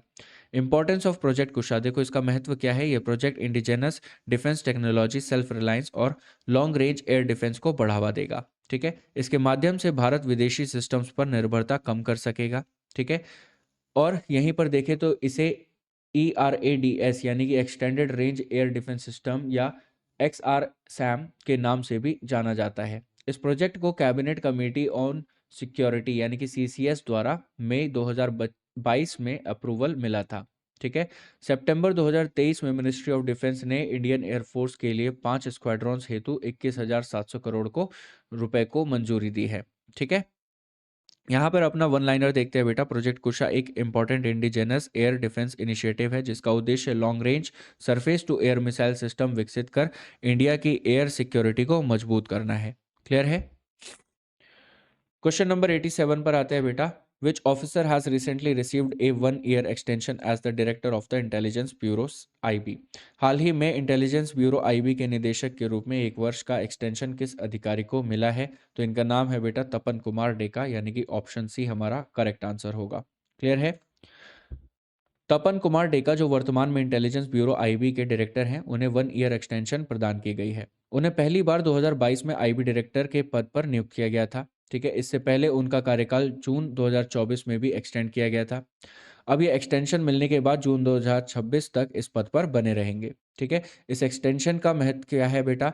आईबी डायरेक्टर के कार्यकाल में एक्सटेंशन इंटरनल सिक्योरिटी कंटिन्यूटी और इंटेलिजेंस ऑपरेशंस की स्टेबिलिटी सुनिश्चित करता है। ठीक है, यह निर्णय अनुभव और ऑनगोइंग सिक्योरिटी चैलेंजेस को ध्यान में रखकर लिया गया है। ठीक है, आईबी के बारे में थोड़ी सी बात करें तो इसका रोल क्या होता है बेटा? इंटरनल सिक्योरिटी और इंटेलिजेंस से जुड़े मामलों की देखरेख करना। ठीक है, इसकी स्थापना हुई थी बेटा 1887 में। ठीक है, और इसका हेडक्वार्टर्स कहाँ है? न्यू दिल्ली में। ठीक है, और ये किस मिनिस्ट्री के अंतर्गत काम करता है बेटा? Ministry of home affairs. Clear है? यहाँ पर अपना वन लाइनर देखते हैं बेटा। तपन कुमार डेका को आईबी डायरेक्टर के रूप में 1 ईयर एक्सटेंशन दिया गया है, जिससे इंटरनल सिक्योरिटी और इंटेलिजेंट ऑपरेशंस में कंटिन्यूटी बनी रहेगी। क्लियर है? क्वेश्चन नंबर 88 देखते हैं बेटा। Operation hawk was launch in 2025 by which agency? 2025 में ऑपरेशन हॉक किस एजेंसी द्वारा लॉन्च किया गया था? तो ये लॉन्च किया गया था बेटा हमारा सीबीआई के द्वारा। ठीक है, सीबीआई के द्वारा। क्लियर है? चलो इसके बारे में भी थोड़ी सी डिटेल डिस्कस करते हैं। सेंट्रल ब्यूरो ऑफ इन्वेस्टिगेशन यानी कि सीबीआई ने हाल ही में ऑपरेशन हॉक की शुरुआत की है। इस ऑपरेशन का मुख्य उद्देश्य ऑनलाइन चाइल्ड सेक्सुअल एक्सप्लॉयटेशन से जुड़े नेटवर्क्स पर क्रैकडाउन करना है। इस ऑपरेशन के तहत मुंबई और मैंगलोर में कई रेड्स भी की गई थी। ये कार्रवाई यूएस अथॉरिटीज से प्राप्त इनपुट्स के आधार पर की गई हैं। ठीक है, जो हमारे सीबीआई के कुछ प्रीवियस ऑपरेशंस हैं जो कि इंपॉर्टेंट हैं। ठीक है, देखो जैसे कि पहला है ऑपरेशन कार्बन। ठीक है, ये हुआ था 2021 में। ऑपरेशन मेघचक्र ये कंडक्ट किया गया था 2022 में। ठीक है, ऑपरेशन हॉक के बारे में बात करें तो ये operation child protection, cyber crime control और इंटरनेशनल कोऑपरेशन को मजबूत करता है। क्लियर है? सीबीआई के बारे में बात करें तो सीबीआई एक नेशनल लेवल इन्वेस्टिगेटिव एजेंसी है। इसकी स्थापना हुई थी बेटा 1963 में Delhi special police establishment act 1946 के अंतर्गत। इसका हेडक्वार्टर है बेटा न्यू दिल्ली में। ठीक है, और इसके डायरेक्टर जो हैं 2024 से 25 तक वो है प्रवीण सूद, जो कि आईपीएस ऑफिसर भी रह चुके हैं। ठीक है, सीबीआई को आरटीआई एक्ट से एग्जेम्प्टेड रखा गया है। क्लियर है? यहाँ पर वन लाइनर की बात करें तो ऑपरेशन हॉक एक इंपॉर्टेंट सीबीआई ऑपरेशन है जिसका उद्देश्य ऑनलाइन चाइल्ड सेक्सुअल एक्सप्लॉयटेशन से जुड़े नेटवर्क्स पर कार्रवाई करना है। क्लियर है? क्वेश्चन नंबर 89 पर आते हैं बेटा फटाफट। What is the name of India's first indigenous anti submarine shallow watercraft? Bharat का पहला स्वदेशी एंटी सबमरीन शैलो वाटरक्राफ्ट का नाम क्या है? तो इसका नाम जो है बेटा वो है आईएनएस अर्नला। ठीक है, आईएनएस अर्नला। देखो 8 मई 2025 को इंडियन नेवी ने आईएनएस अर्नला को अपने बेड़े में शामिल किया। ठीक है, आईएनएस अर्नाला भारत में इंडिजिनसली डेवलप्ड पहला anti submarine water warfare shallow watercraft SWC है। ठीक है, इस वॉरशिप को garden reach ship builders and engineers Kolkata ने डिज़ाइन किया है और एलएनटी शिपयार्ड कट्टुपल्ली में बिल्ड किया गया है। ठीक है, यह शिप सोवियत एरा की अभय क्लास एएसडब्ल्यू कॉर्वेट्स की जगह लेगी। क्लियर है? इसका पर्पस क्या है बेटा आईएनएस अर्नाला का? आईएनएस अर्नाला को विशेष रूप से शैलो कोस्टल एरियाज में दुश्मन की सबमरीन्स को डिटेक्ट और डिस्ट्रॉय करने के लिए डिजाइन किया गया है। इसमें एडवांस्ड सोनार सेंसर्स और टॉर्पीडोज लगाए गए हैं जो इसे एंटी सबमरीन वॉरफेयर में बेहद इफेक्टिव बनाते हैं। क्लियर है? वन लाइनर के बारे में यहाँ पे बात करें तो आईएनएस अर्नाला एक इम्पॉर्टेंट इंडिजिनस नेवल प्लेटफॉर्म है जो शैलो कोस्टल वाटर्स में एंटी सबमरीन वॉरफेयर कैपेबिलिटी को मजबूत करता है। क्लियर है? क्वेश्चन नंबर 90 पे आते हैं बेटा। Which mission has been launched to evacuate its nationals from Iran? Iran में अपने नागरिकों को निकालने के लिए भारत ने कौन से मिशन को लॉन्च किया था? तो ये लॉन्च किया था बेटा ऑपरेशन सिंधु, यानी कि ऑप्शन सी जो है वो हमारा करेक्ट आंसर होगा। इंडिया ने ईरान से अपने नागरिकों को सुरक्षित निकालने के लिए ऑपरेशन सिंधु की शुरुआत की है। ठीक है, इस ऑपरेशन के फर्स्ट फेज में ईरान से 110 इंडियन स्टूडेंट्स को सुरक्षित रूप से इवैक्यूएट किया गया है। ठीक है, वर्तमान में ईरान में 4000 से अधिक इंडियन सिटीजन्स अभी मौजूद हैं जिनमें से अधिकांश स्टूडेंट्स हैं। ठीक है, ईरान में पढ़ने वाले अधिकांश इंडियन स्टूडेंट्स जम्मू और कश्मीर से संबंध रखते हैं। क्लियर है? Purpose of operation Sindhu. देखो ऑपरेशन सिंधु का पर्पस क्या था? इस ऑपरेशन का मुख्य उद्देश्य ईरान में रह रहे इंडियन सिटीजन्स विशेष रूप से स्टूडेंट्स की सेफ्टी और सेफ इवैक्यूएशन सुनिश्चित करना है। ठीक है, ये ऑपरेशन इंडिया के सिटीजन सेंट्रिक फॉरेन पॉलिसी और ह्यूमैनिटेरियन रिस्पॉन्सिबिलिटी को दर्शाता है। यहाँ पे वन लाइनर डिस्कस करते हैं अपना। ऑपरेशन सिंधु एक इम्पॉर्टेंट इवैक्यूएशन ऑपरेशन है। ठीक है, जिसके तहत इंडिया अपने सिटीजन्स को ईरान से सुरक्षित वापस ला रहा है। क्लियर है? क्वेश्चन नंबर 91 देखते हैं बेटा फटाफट। The nomadic elephant military exercise was conducted between India and which country? Nomadic elephant सैन्य अभ्यास भारत और किस देश के बीच आयोजित किया गया था? तो ये आयोजित हुआ था बेटा हमारा मंगोलिया और भारत के बीच। क्लियर है? नोमैडिक एलिफेंट मिलिट्री एक्सरसाइज का 17वां एडिशन 31 मई से 13 जून 2025 के बीच उलान बातर मंगोलिया में आयोजित किया गया। इसका पिछला यानी कि 16वां एडिशन जुलाई 2024 में उमरोई मेघालय में आयोजित हुआ था। ठीक है, ये एक बायलेटरल मिलिट्री एक्सरसाइज है जो इंडिया और मंगोलिया के बीच आयोजित की जाती है। क्लियर है? इस एक्सरसाइज का महत्व क्या है बेटा? ये exercise India Mongolia defence relations को मजबूत करती है। साथ ही यह म्यूचुअल ट्रस्ट, स्ट्रैटेजिक कोऑपरेशन और रीजनल सिक्योरिटी को भी बढ़ावा देती है। ठीक है, नोमैडिक एलिफेंट एक्सरसाइज के बारे में बात करें तो ये इस मिलिट्री एक्सरसाइज की शुरुआत 2004 में हुई थी। ठीक है, इसका मुख्य उद्देश्य जॉइंट मिलिट्री ट्रेनिंग, इंटरऑपरेबिलिटी और डिफेंस कोऑपरेशन को मजबूत करना है। इस एक्सरसाइज के माध्यम से दोनों देशों की सेनाएं counter terrorism, peace keeping operations and tactical skills पर ट्रेनिंग करती हैं। क्लियर है? वन लाइनर देखते हैं अपना। नोमैडिक एलिफेंट एक्सरसाइज एक important India Mongolia joint military exercise है जो डिफेंस कोऑपरेशन और जॉइंट ऑपरेशनल कैपेबिलिटी को मजबूत करता है। क्लियर है? क्वेश्चन नंबर 92 पर आते हैं बेटा। As per the SIPRI yearbook 2025 how many nuclear warheads does India possess? SIPRI yearbook 2025 के अनुसार भारत के पास कितने न्यूक्लियर वॉरहेड्स हैं? ठीक है, तो यहाँ पर भारत के पास कुल 180 न्यूक्लियर वॉरहेड्स हैं। क्लियर है? Stockholm International Peace Research Institute SIPRI ने अपना सिप्री ईयरबुक 2025 जारी किया है। इस ईयरबुक में दुनिया भर के न्यूक्लियर वेपन्स, मिलिट्री एक्सपेंडिचर और आर्म्स ट्रेड से जुड़ा डाटा दिया गया है। सिप्री ईयरबुक 2025 के अनुसार 2025 में इंडिया के पास 180 न्यूक्लियर वेपन्स हैं, जबकि 2024 में यह संख्या कितनी थी? 172 थी। ठीक है, पाकिस्तान के पास, हमारे छोटे भाई के पास देखो 170 न्यूक्लियर वेपन्स हैं। ठीक है, और चाइना के पास करीब 600 न्यूक्लियर वेपन्स हैं। क्लियर है? Other important data SIPRI yearbook 2025 से। ठीक है, दुनिया में कुल 12,241 न्यूक्लियर वेपन्स मौजूद हैं। यूनाइटेड स्टेट्स और रशिया मिलकर दुनिया के लगभग 90% न्यूक्लियर वेपन्स रखते हैं। क्लियर है? देखो यहाँ पे टेबल दे रखी है global nuclear weapons stock piles. ठीक है, अर्ली 2025। रैंक 1 पे आता है रशिया। रशिया के पास कुल न्यूक्लियर वेपन्स की संख्या जो है वो है 5,580। ठीक है, दूसरे नंबर पे है यूनाइटेड स्टेट्स जिसके पास है 5,177 न्यूक्लियर वेपन्स, और तीसरा है हमारा चाइना जिसके पास 600 न्यूक्लियर वॉरहेड्स हैं। ठीक है, चौथे रैंक पे है फ्रांस जिसके पास 290 न्यूक्लियर वेपन्स है। पांचवा है हमारा यूनाइटेड किंगडम, ठीक है, जिसके पास कुल 225 हैं। छठे रैंक पे आता है हमारा इंडिया। ठीक है, भारत के पास 180 न्यूक्लियर वेपन्स हैं। ठीक है, छोटे भाई के पास है 170। ठीक है, इसराइल के पास है बेटा 90 और नॉर्थ कोरिया के पास है 50। क्लियर है? सिप्री के बारे में बात करें तो बेटा ये एक इंटरनेशनल रिसर्च इंस्टीट्यूट है। ये institute military affairs, nuclear weapons और आर्म्स ट्रेड से जुड़ा डाटा जारी करता है। इसकी स्थापना हुई थी बेटा 1966 में, और स्टॉकहोम स्वीडन में क्या है इसका हेडक्वार्टर्स है। ठीक है, वन लाइनर देखते हैं यहाँ पे अपना। सिप्री ईयरबुक 2025 के अनुसार इंडिया के न्यूक्लियर वेपन्स की संख्या बढ़कर 180 हो गई है, और यूएस व रशिया मिलकर दुनिया के 90% न्यूक्लियर वेपन्स रखते हैं। क्लियर है? चलो आगे आते हैं अपने क्वेश्चन नंबर 93 पे। Exercise Tiger Claw was organized between the air forces of India and which country? Exercise Tiger Claw Bharat और किस देश की वायु सेनाओं के बीच आयोजित किया गया था? तो ये किया गया था यूनाइटेड स्टेट्स। ठीक है, यूएसए। क्लियर है? देखो, एक्सरसाइज टाइगर क्लॉ का आयोजन इंडिया और यूनाइटेड स्टेट्स की एयर फोर्सेस के बीच में किया गया था। ये पहली बार है जब इंडिया और यूएसए की एयर फोर्सेस ने ये जॉइंट मिलिट्री एक्सरसाइज आयोजित की है। भारतीय पक्ष की ओर से गरुड़ स्पेशल फोर्सेस ने भाग लिया जो इंडियन एयरफोर्स की स्पेशल फोर्स यूनिट है।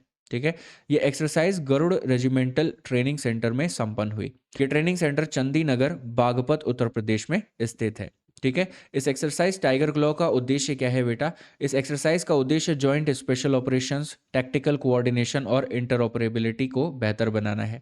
इसके माध्यम से दोनों देशों की एयर फोर्सेस के बीच डिफेंस कोऑपरेशन को मजबूत करना है। क्लियर है? यहाँ पर अपना वन लाइनर देखते हैं बेटा। एक्सरसाइज टाइगर क्लॉ एक important India USA joint air force exercise है जिसमें पहली बार दोनों देशों की एयर फोर्सेस ने स्पेशल ऑपरेशंस ट्रेनिंग की है। क्लियर है? क्वेश्चन नंबर 94 पर आते हैं बेटा। For what purpose was the convex 3 2025 exercise conducted? Convex 3 2025 अभ्यास किस उद्देश्य से आयोजित किया गया था? तो ये आयोजित हुआ था बेटा हमारा option B, for preparedness in handling nuclear emergency situations. ठीक है, यानी कि ऑप्शन बी हमारा करेक्ट आंसर होगा। International Atomic Energy Agency IAEA और रोमानिया ने संयुक्त रूप से कॉन्वेक्स 3 एक्सरसाइज का आयोजन किया। यह एक इंटरनेशनल एक्सरसाइज है जो 24 और 25 जून को आयोजित की गई थी। ठीक है, इस एक्सरसाइज का मुख्य उद्देश्य न्यूक्लियर इमरजेंसी सिचुएशन से निपटने की तैयारी करना है। ठीक है, इंडिया ने भी इस एक्सरसाइज में भाग लिया है। ठीक है, इसके ऑब्जेक्टिव की बात करें कॉन्वेक्स एक्सरसाइज की, तो न्यूक्लियर या रेडियो एक्टिविटी इमरजेंसी की स्थिति में कैसे एक्शन लिया जाए इसकी तैयारी करना, इमरजेंसी सिचुएशंस के दौरान कम्युनिकेशन सिस्टम को बेहतर बनाना, विभिन्न देशों के बीच कोऑर्डिनेशन और इंफॉर्मेशन शेयरिंग को मजबूत करना। इंपॉर्टेंस ऑफ कॉन्वेक्स 3 एक्सरसाइज, देखो इसकी इंपॉर्टेंस के बारे में बात करें तो ये exercise global nuclear safety, emergency preparedness और इंटरनेशनल कोऑपरेशन को बढ़ावा देती है। ठीक है, यहाँ पर अगर कॉन्वेक्स एक्सरसाइज की बात करें, कॉन्वेक्स एक इंटरनेशनल लेवल एक्सरसाइज है। इसको ऑर्गेनाइज किया गया है international Atomic Energy Agency IAEA द्वारा। ठीक है, और ये पहली बार 2005 में रोमानिया में आयोजित की गई थी। क्लियर है। वन लाइनर देखते हैं यहाँ पे अपना, कॉन्वेक्स 3 एक important international nuclear emergency exercise है जिसका उद्देश्य न्यूक्लियर और रेडियो एक्टिव इमरजेंसी से निपटने का ग्लोबल प्रिपेयर्डनेस को मजबूत करना है। क्लियर है। क्वेश्चन नंबर 95 पर आते हैं बेटा जल्दी से। क्वेश्चन नंबर 95 है हमारा, the joint military exercise Bold Kurukshetra 2025 was conducted between India and which country? संयुक्त सैन्य अभ्यास बोल्ड कुरुक्षेत्र 2025 भारत और किस देश के बीच आयोजित किया गया था? तो ये किया गया था बेटा हमारा सिंगापुर। ठीक है, ऑप्शन बी जो है वो हमारा करेक्ट आंसर होगा। बोल्ड कुरुक्षेत्र 2025 मिलिट्री एक्सरसाइज का आयोजन इंडिया और सिंगापुर के बीच किया गया। यह एक्सरसाइज अर्ली जुलाई 2025 में जोधपुर राजस्थान में शुरू हुआ और 30 जुलाई 2025 तक आयोजित रहा। ठीक है, इससे पहले यह मिलिट्री एक्सरसाइज 2023 में भी जोधपुर में आयोजित की जा चुकी है। ठीक है, बोल्ड कुरुक्षेत्र एक्सरसाइज के बारे में बात करें तो बोल्ड कुरुक्षेत्र एक बायलेटरल मिलिट्री एक्सरसाइज है। इस एक्सरसाइज की शुरुआत 2005 में की गई थी। इसका मुख्य उद्देश्य joint military training, interoperability and defence cooperation को मजबूत करना है। इस एक्सरसाइज के माध्यम से दोनों देशों की सेवाएं मॉडर्न वॉरफेयर टेक्निक्स और ऑपरेशनल कोऑर्डिनेशन पर अभ्यास करती है। क्लियर है। इस एक्सरसाइज का महत्व क्या है बेटा? ये exercise India Singapore defence relations को मजबूत करती है। साथ ही ये म्यूचुअल ट्रस्ट, स्ट्रैटेजिक पार्टनरशिप और रीजनल सिक्योरिटी कोऑपरेशन को बढ़ावा देती है। यहाँ पे अपना वन लाइनर देखते हैं बेटा। बोल्ड कुरुक्षेत्र 2025 एक important India Singapore joint military exercise है जो कि डिफेंस कोऑपरेशन और जॉइंट ऑपरेशनल कैपेबिलिटी को मजबूत करता है। क्लियर है। क्वेश्चन नंबर 96 पर आते हैं बेटा फटाफट। Where did the Indian army conducted operation Mahadev? भारतीय सेना द्वारा ऑपरेशन महादेव कहाँ आयोजित किया गया था? तो ये आयोजित किया गया था बेटा जम्मू और कश्मीर में। ठीक है, ऑप्शन सी हमारा करेक्ट आंसर होगा। ठीक है, इसके बारे में डिटेल्स पढ़ते हैं बेटा। ऑपरेशन महादेव को चिनार कोर्प्स द्वारा लिद्वास एरिया श्रीनगर जम्मू एंड कश्मीर में लॉन्च किया गया। इस ऑपरेशन के तहत कुल 3 टेररिस्ट को मार गिराया गया। ठीक है, इन 3 टेररिस्ट में सुलेमान शाह भी शामिल था जो पहलगाम टेरर अटैक का मास्टरमाइंड था। बाकी 2 टेररिस्ट का भी पहलगाम अटैक में सीधा कनेक्शन पाया गया। ठीक है, who conducted operations Mahadev? Operation Mahadev किसने कंडक्ट किया है? तो ये जॉइंट ऑपरेशन निम्न एजेंसीज द्वारा चलाया गया, Indian army, central reserve police force यानी कि सीआरपीएफ और Jammu and Kashmir police force. ठीक है, यहाँ पर चिनार कॉर्प्स के बारे में बात करें तो चिनार कॉर्प्स इंडियन आर्मी की एक महत्वपूर्ण यूनिट है। ठीक है, इसे आधिकारिक रूप से 15th कॉर्प्स कहा जाता है। ठीक है, ये कॉर्प्स मुख्य रूप से कश्मीर रीजन में तैनात है और काउंटर टेररिज्म ऑपरेशंस में सक्रिय भूमिका निभाती है। क्लियर है। यहाँ पे वन लाइनर की बात करें बेटा हमारे, तो ऑपरेशन महादेव एक इम्पॉर्टेंट काउंटर टेररिज्म ऑपरेशन है जिसमें चिनार कॉर्प्स के नेतृत्व में पहलगाम अटैक्स के मास्टरमाइंड सहित 3 टेररिस्ट को न्यूट्रलाइज किया गया। क्लियर है। क्वेश्चन नंबर 97 पर आते हैं फटाफट। INS Udaygiri recently inducted into the navy has been built under which project? हाल ही में नौसेना में शामिल किया गया आईएनएस उदयगिरी किस प्रोजेक्ट के तहत बनाया गया है? तो ये बनाया गया है हमारा प्रोजेक्ट 17A। ठीक है, इसके अंतर्गत ये बनाया गया है। 1 जुलाई 2025 को इंडियन नेवी को आईएनएस उदयगिरी वॉरशिप्स ठीक है सौंपी गई। आईएनएस उदयगिरी का निर्माण Mazagon dock ship builders limited MDL द्वारा मुंबई में किया गया है। ठीक है, ये प्रोजेक्ट 17A के अंतर्गत बनने वाली सेकेंड वॉरशिप है। इससे पहले आईएनएस नीलगिरी को 2024 में इंडियन नेवी में शामिल किया गया था। ठीक है। प्रोजेक्ट 17A क्या है बेटा? प्रोजेक्ट 17A इंडियन नेवी की एक महत्वपूर्ण मॉडर्नाइजेशन प्रोजेक्ट है। ठीक है। इस प्रोजेक्ट के तहत कुल 7 स्टेल्थ फ्रिगेट्स नीलगिरी क्लास बनाई जाएंगी। ठीक है। ये सभी नई वॉरशिप पुरानी शिवालिक क्लास वॉरशिप को रिप्लेस करेंगी। ठीक है। इस प्रोजेक्ट का मुख्य उद्देश्य नेवी को मॉडर्न और स्ट्रांग बनाना है। ठीक है। What are stealth frigates? Stealth frigates ऐसी नेवल वॉरशिप होती है जो रडार, सोनार, इंफ्रारेड और अन्य सेंसर्स से आसानी से डिटेक्ट नहीं की जा सकती। इससे वॉरशिप्स की सर्वाइवेबिलिटी और कॉम्बैट कैपेबिलिटी काफ़ी बढ़ जाती है। क्लियर है?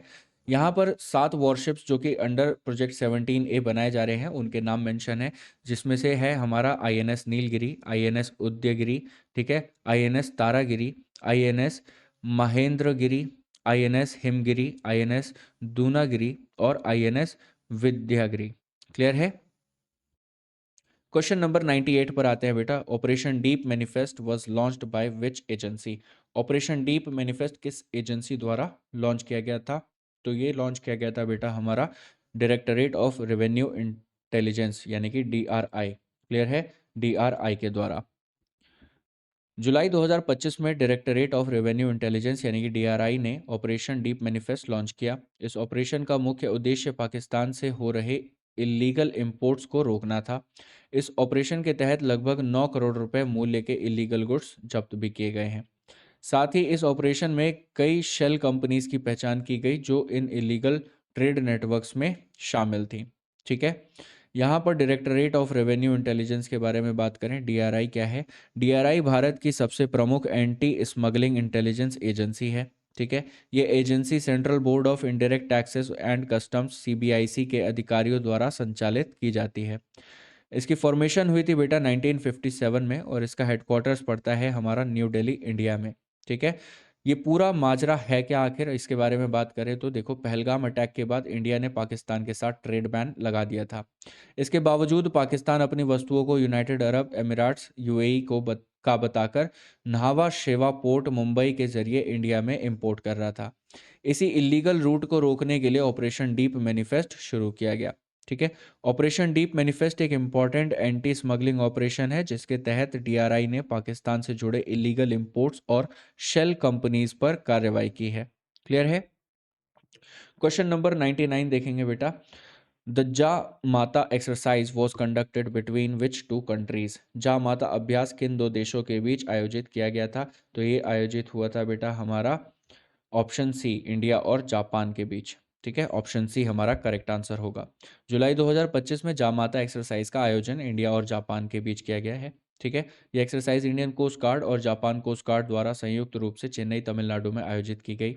जापान में जामाता का अर्थ होता है सी यू अगेन। ठीक है। इस एक्सरसाइज का मुख्य उद्देश्य दोनों देशों के बीच मैरीटाइम कोऑपरेशन को मजबूत करना है। ठीक है। यह एक्सरसाइज धर्म गार्जियन एक्सरसाइज की तरह कोई रेगुलर या फिर ऑफिशियली शेड्यूल्ड एक्सरसाइज नहीं है, बल्कि इसे स्पेशल बेसिस पर आयोजित किया गया। ठीक है। इस जा माता एक्सरसाइज की इंपॉर्टेंस के बारे में बात करें तो यह exercise maritime security, search and rescue cooperation और ऑपरेशनल कोऑर्डिनेशन को बेहतर बनाती है। ठीक है। साथ ही यह इंडिया जापान मैरीटाइम पार्टनरशिप और इंडो पैसिफिक कोऑपरेशन को मजबूत करती है। क्लियर है? इंडियन कोस्ट गार्ड के बारे में बात करें तो इंडियन कोस्ट गार्ड भारत की कोस्ट गार्ड फोर्स है। ठीक है। ये मिनिस्ट्री ऑफ डिफेंस के अंतर्गत कार्य करती है। इसकी फॉर्मेशन हुई थी बेटा 1 फरवरी 1977 में। हालांकि ऑफिशियली कार्य इसने शुरू किया था 1978 से। ठीक है। इसका हेडक्वार्टर्स है न्यू दिल्ली में। ठीक है। डायरेक्टर जनरल की बात करें तो उनका नाम है परमेश शिवामणि। ठीक है। परमेश शिवामणि। क्वेश्चन नंबर 100 पे आते हैं बेटा। The Baaz Akh anti drone system has been launched by which state to curb cross border drug smuggling? सीमा पार ड्रग तस्करी रोकने के लिए बाज आंख एंटी ड्रोन सिस्टम किस राज्य ने लॉन्च किया है? तो ये लॉन्च किया है बेटा हमारा पंजाब ने। ठीक है। ऑप्शन डी जो है वो हमारा करेक्ट आंसर होगा। पंजाब गवर्नमेंट ने सीमा पार ड्रग स्मगलिंग पर रोक लगाने के लिए बाज Akh anti drone system launch किया है। ठीक है। ये एंटी ड्रोन सिस्टम तारन तारान जिले में लॉन्च किया गया है। इसे पंजाब पुलिस ने बॉर्डर सिक्योरिटी फोर्स BSF के सहयोग से शुरू किया। हाल ही में 3 एंटी ड्रोन सिस्टम्स लॉन्च किए गए हैं और जल्द ही 6 और सिस्टम्स डिप्लॉय किए जाएंगे। ठीक है। ड्रग प्रॉब्लम के बारे में बात करें जो कि पंजाब में बहुत ही ज़्यादा बढ़ रही है, तो पाकिस्तान से ड्रोन्स के माध्यम से ड्रग्स को पंजाब में भेजा जाता है। ठीक है। इसके कारण पंजाब में ड्रग अब्यूज़ लगातार बढ़ रहा है। ठीक है। यही ड्रग्स आगे दिल्ली जैसे अन्य बड़े शहरों में भी सप्लाई की जाती है। ठीक है। How will the Baaz Akh anti drone system work, ये जो ड्रोन है ये कैसे काम करेगा। देखो, ये सिस्टम इंडिया पाकिस्तान बॉर्डर पर पंजाब सेक्टर में डिप्लॉय किया जाएगा। सबसे पहले ये आने वाले ड्रोन्स को डिटेक्ट करेगा। इसके बाद ये संबंधित एजेंसीज को अलर्ट्स और सिग्नल्स भेजेगा। ठीक है। अंत में यह सिस्टम इन ड्रोन्स को न्यूट्रलाइज करेगा। ठीक है। हालांकि ड्रोन्स को न्यूट्रलाइज करने की एग्जैक्ट टेक्नोलॉजी जो है उसको अभी डिस्क्लोज नहीं किया गया है। ठीक है। लेकिन इसमें इलेक्ट्रॉनिक जैमिंग टेक्नोलॉजी का उपयोग होने की भी संभावना है। क्लियर है। देखो, बाज आंख सिस्टम की इंपॉर्टेंस क्या है बेटा। ये system drug trafficking, cross border crime और बॉर्डर सिक्योरिटी थ्रेट्स पर प्रभावी नियंत्रण में मदद करेगा। इससे पंजाब पुलिस और बीएसएफ की एंटी स्मगलिंग कैपेबिलिटी मजबूत होगी। ठीक है। यहाँ पर अपना वन लाइनर देखे बेटा, तो बाज आंख एक important anti drone security system है जिसे पंजाब गवर्नमेंट ने क्रॉस बॉर्डर ड्रग स्मगलिंग रोकने के लिए डिप्लॉय किया है। क्लियर है। क्वेश्चन नंबर 101 पर आते हैं बेटा। Where was the Indian army conducting the Samanvay Shakti 25 exercise to promote synergy between the army and civilian agencies. सेना और नागरिक एजेंसियों के बीच समन्वय बढ़ाने के लिए भारतीय सेना समन्वय शक्ति 25 अभ्यास कहाँ आयोजित करी गई थी। तो ये आयोजित हुआ था बेटा हमारा ऑप्शन ए में, यानी कि असम और मणिपुर में। ठीक है। समन्वय शक्ति 25 इंडियन आर्मी की एक जॉइंट मिलिट्री एक्सरसाइज है। ये एक्सरसाइज आसाम और मणिपुर में इंडियन आर्मी द्वारा आयोजित की गई। ये एक 10 दिन का मिलिट्री एक्सरसाइज था। ठीक है। इस एक्सरसाइज का मुख्य उद्देश्य मिलिट्री और सिविलियन एजेंसीज के बीच साइनर्जी और कोऑपरेशन को बेहतर बनाना है। ठीक है। पार्टिसिपेटिंग एजेंसीज इसमें कौन कौन सी थी। देखो, इस एक्सरसाइज में इंडियन आर्मी के साथ साथ कई सिविलियन एजेंसीज ने भी भाग लिया। ठीक है। जैसे Indian air force, state disaster relief force, ठीक है, नेशनल डिजास्टर रिलीफ फोर्स और स्टेट पुलिस और अन्य गवर्नमेंट डिपार्टमेंट्स। क्लियर है। यहाँ पर देखो बेटा, इस एक्सरसाइज का ऑब्जेक्टिव क्या है। देखो, नेचुरल डिजास्टर्स, इमरजेंसी सिचुएशंस और इंटरनल सिक्योरिटी चैलेंजेस के दौरान सभी एजेंसीज के बीच बेहतर कोऑर्डिनेशन सुनिश्चित करना। ठीक है। सिविल मिलिट्री कोऑपरेशन को मजबूत करना ताकि रियल लाइफ सिचुएशंस में इफेक्टिव रिस्पॉन्स दिया जा सके। क्लियर है। देखो, इस समन्वय शक्ति के बारे में बात करें तो ये exercise whole of government approach को बढ़ावा देती है। इससे डिजास्टर मैनेजमेंट, क्राइसिस रिस्पांस और इंटर एजेंसी कोऑर्डिनेशन और अधिक प्रभावी बनती है। ठीक है। यहाँ पे वन लाइनर की बात करें तो समन्वय शक्ति 25 एक इंपॉर्टेंट जॉइंट एक्सरसाइज है जिसका उद्देश्य मिलिट्री और सिविलियन एजेंसीज के बीच कोऑर्डिनेशन और कोऑपरेशन को मजबूत करना है। क्लियर है। क्वेश्चन नंबर 102 और आज का लास्ट क्वेश्चन देखते हैं बेटा। The 14th edition of Exercise Maitri is being conducted between which two countries? Exercise मैत्री का 14वां संस्करण किन दो देशों के बीच आयोजित किया जा रहा है। तो ये आयोजित किया जा रहा है बेटा इंडिया और थाईलैंड के बीच। क्लियर है। इंडिया और थाईलैंड के बीच एक्सरसाइज मैत्री इंडिया और थाईलैंड के बीच आयोजित होने वाली एक बायलेटरल एक्सरसाइज है। एक्सरसाइज मैत्री का 14वां एडिशन 1 से 14 सितंबर 2025 के बीच उमरोई मेघालय में आयोजित किया गया था। इस एक्सरसाइज के शुरुआत 2006 में हुई थी। ठीक है। इसका पिछला यानी कि 13वां एडिशन 2024 में थाईलैंड में आयोजित किया गया था। इसके ऑब्जेक्टिव्स के बारे में बात करें तो इस एक्सरसाइज का मुख्य उद्देश्य है इंडिया और थाईलैंड की सेनाओं के बीच जॉइंट ट्रेनिंग, इंटरऑपरेबिलिटी और डिफेंस कोऑपरेशन को मजबूत करना। इसके माध्यम से दोनों देशों की सेनाएं काउंटर इंसर्जेंसी, टैक्टिकल ऑपरेशंस और ऑपरेशनल कोऑर्डिनेशन का अभ्यास करती है। ठीक है। इंपॉर्टेंस ऑफ दिस एक्सरसाइज, देखो इस एक्सरसाइज का महत्व क्या है बेटा। ये exercise India Thailand defence relations को मजबूत करती है। ठीक है। साथ ही ये रीजनल सिक्योरिटी कोऑपरेशन और म्यूचुअल ट्रस्ट को बढ़ावा भी देती है। क्लियर है। तो इसी के साथ खत्म होते हैं आज हमारे पूरे के पूरे 52 क्वेश्चंस, यानी कि अभी हम कर चुके हैं टोटल 102 क्वेश्चंस। और ये क्वेश्चंस जो है बेटा बहुत ही इंपॉर्टेंट क्वेश्चंस है। इनकी जो डिटेल्स है वो हमने बहुत अच्छे से आप लोगों के लिए कंपाइल की है। ठीक है। तो आप लोगों को ये वीडियो अपने दोस्तों के साथ शेयर करना है जो भी एग्जाम्स की प्रिपरेशन कर रहे हैं। वीडियो को लाइक करना है बेटा। ठीक है। चैनल को सब्सक्राइब करना है, इस बटन को हिट करो। ठीक है? आपको लाल कलर का बटन दिखेगा, उस पे सब्सक्राइब क्लिक करो। टेलीग्राम चैनल जॉइन कर लो बेटा, ये सारी की सारी पीडीएफ हम आपको वहाँ पर प्रोवाइड कराएँगे, ठीक है? तो इसी के साथ खत्म होता है हमारा मई से लेके अगस्त तक का सफ़र। अब मिलेंगे हम अपनी अगली क्लासेस में, तब तक के लिए गुड बाय, टेक केयर।